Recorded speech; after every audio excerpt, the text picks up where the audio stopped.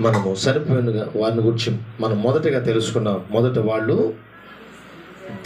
మనకంటే ముందుగా దేవుని సన్నిధికి చేరారు. రెండవదిగా వారు తమ ప్రయాసములు మానేరు, ప్రయాసాలు పోయాయి. మూడవదిగా వాళ్ళు నెమ్మది పొందుచున్నారు. ఆమేన్. కనుక ఇది యందు నిద్రించిన వారికి దేవుడు దయచేసే గొప్ప కార్యము. ఆమేన్.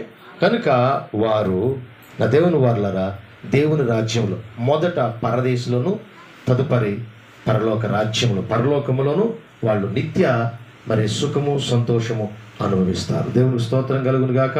అందుకనే ఈ లోకములో మనం యేసుక్రీస్తుని నమ్మి బాప్తిసం పొంది ఆయన పరలోక రాజ్యంలో మనకుంది.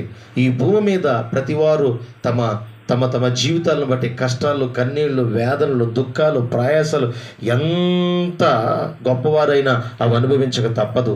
ఎంత మనకు ఏ పరిస్థితులైనా సరే ప్రతి మనుషుడు ఈ భూమి మీద ప్రతి ఒక్కరు కూడా యాతన పడుతూనే ఉంటారు.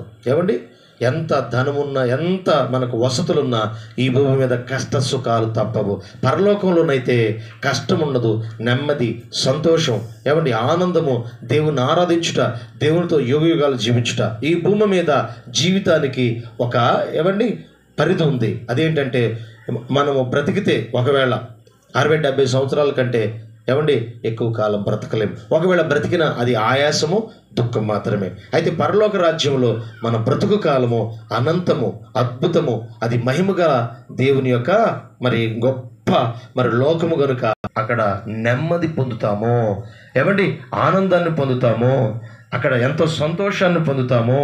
అది అనంతమైనది. ఇంతకాలమే బ్రతుకుతామని దేవుని సన్నిధిలో ఉంటాము.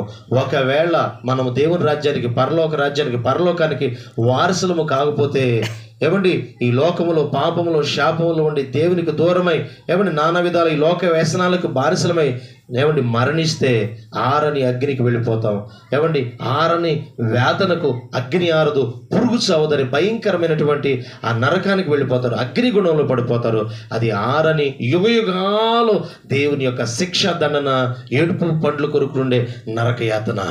కనుక ఆ నరకమును తప్పించుకోవడానికి, దేవుని రాజ్యానికి వెళ్ళడానికి యేసుక్రీస్తును సొంత రక్షకుడిగా అంగీకరించి మారు మనసు పొంది యేసుక్రీస్తును సొంత రక్షకుడిగా అంగీకరించి బాప్తిసం తీసుకొని సంఘంలోనికి చేర్చబడి సంఘంలో మనం దేవునితో బ్రతుకుతూ ఉంటే ఈ లోకంలో మనకు ఎంతకాలం దేవుడు ఆయుష్నిస్తారో అంతవరకు ఈ భూమి మీద బ్రతుకుతాం. తదుపరి ప్రభునందు మనం ఒకవేళ ప్రభు పిలుపునందుకొని మనం ఈ లోకాన్ని, మట్టి దేహాన్ని విడిచిపెడితే, అల్పకాల ఈ లోక జీవాన్ని విడిచిపెడితే అనంతమైన, శాశ్వతమైన, గొప్పదైన పరలోక రాజ్యానికి చేరతాం. ఆ పరలోక రాజ్యంలో యుగయుగాలు ప్రభుతో ఉంటాం. అది నిత్యము సంతోషం. కనుక ఆ జీవితాన్ని, ఆ జీవాన్ని ఆ దేవునితో, ఆ దేవుని సన్నిధిని, ఆ దేవుని కొరకు, యేసుక్రీస్తు ప్రభు వారి కొరకు బ్రతకాలి. అందుకనే భూమి మీదకు ఆయన వచ్చి మనకు మాదిరి వెళ్ళారు కనుక మన కొరకు, మన పాపముల కొరకు ఆయన శిలువలో తన ప్రాణాన్ని విమోచన క్రయధనముగా ఆయన అర్పించి దారబోసి